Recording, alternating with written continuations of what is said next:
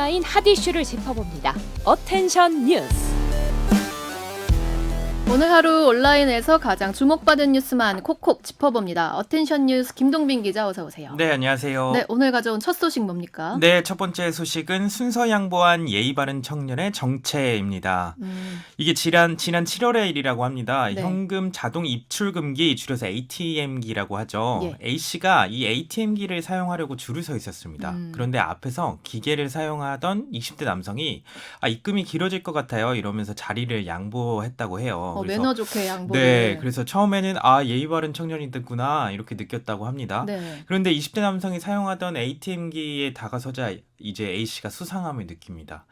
남성이 쓰던 검은색 가방을 바닥에 놓고 5만 원권을 계속 입금하고 있었다고 하고 게다가 해당 ATM 기계에는 입금한 영수증이 수북히 쌓여 있었던 겁니다.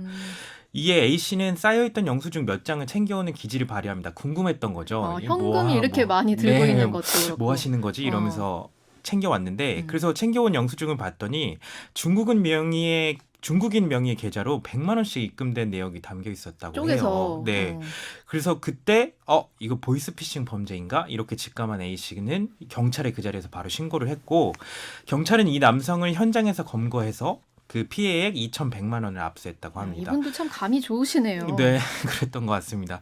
조사 결과 보이스피싱 조직은 검거되기 직전에 금융기관을 사칭해서 피해자로부터 3천만 원을 가로챘던 것으로 확인이 됐습니다. 그래서 이 예의 바른 20대 남성은 조직의 현금 수거책이었던 거죠. 경찰은 입수한 2,100만 원을 피해자에게 돌려줬고 이미 송금된 900만 원, 그러니까 그 앞에서 900만 원씩이나 입금하고 있었던 거예요. 그 900만 원을 계좌 추적 등의 수사를 진행 중이라고 합니다. 경찰은 현금 수거책 검거를 도운 이 시민 A씨를 피싱 지킴이로 선정하고 신고 보상금과 표창장을 수여하기로 했습니다. 야, 너무 예의 바르고 매너 좋은 사람이 있어도 좀 의심해봐야겠네요. 네, 그렇습니다. 네, 다음 소식은요? 네, 다음 소식은 회원수 70만 명 성매매 알선 사이트 운영자의 최후 진술입니다. 국내 최대 성매매 알선 사이트 밤의 전쟁 운영자가 성매매 알선 등의 혐의로 구속 기소됐는데 어제 열린 결심 공판에서 최후 진술을 했습니다. 뭐라고 했나요? 근데 최후 진술에서 기회를 주시면 자랑스러운 아빠로 부끄럽지 않게 살겠다 이렇게 말하거나 또 법에 위배되는 일을 한다는 사실은 알고 있었지만 저로 인해 피해를 본 사람은 없다며 범행을 정당한 점 반성한다 이렇게 얘기했습니다. 이게 법 위반인 줄은 알았는데 피해 보는 사람 없어서 난 좀 당당했다. 네, 그랬다. 근데 그랬다, 그거를 옛날에. 반성한다 이렇게 얘기를 한 네, 건데 그렇군요. 하지만 이 최후 진술이 좀 황당할 정도로 이 남성은 성매매 알선으로 엄청난 이익을 챙긴 것으로 확인이 되고 있습니다. 밤의 전쟁은 회원수가 약 70만 명에 달하는 국내 최대 규모 성매매 알선 사이트였다고 합니다. 네. A씨는 약 7년 동안 이 밤의 전쟁을 포함해서 4개의 성매매 알선 사이트를 운영하면서 성매매업소 7천여 개를 광고해줬다고 하고요. 그래서 광고비 명목으로 약 170억 원을 챙긴 혐의를 170억 받고 원. 네, 그 7년 동안 번 네, 돈이. 챙긴 혐의를 받고 있습니다. 네.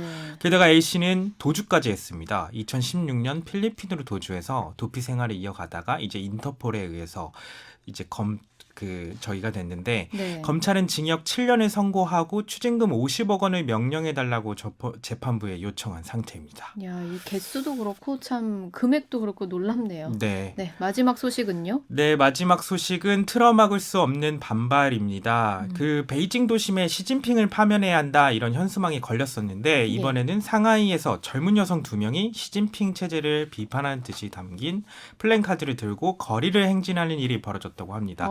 지금 화면으로도 나가고 있는데요. 네.